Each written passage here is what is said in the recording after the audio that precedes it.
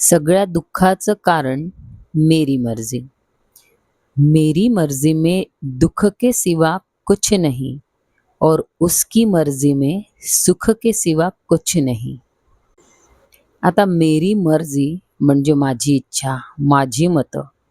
एखाद्या गोष्टीबद्दल आपण स्पष्टपणे आपली मतं व्यक्त करत असतो आणि गोष्ट पटवून घ्यायचीच नसेल तर सरळ मेरी मर्जी म्हणून बाजूला होतो।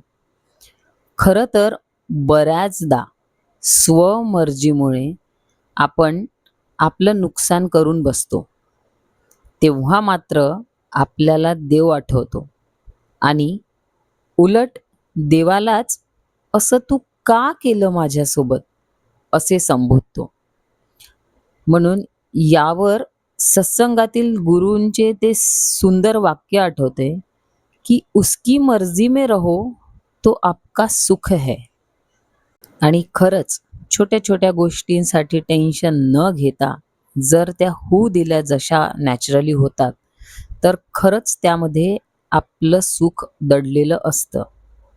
करून बघा। खूप खूप धन्यवाद।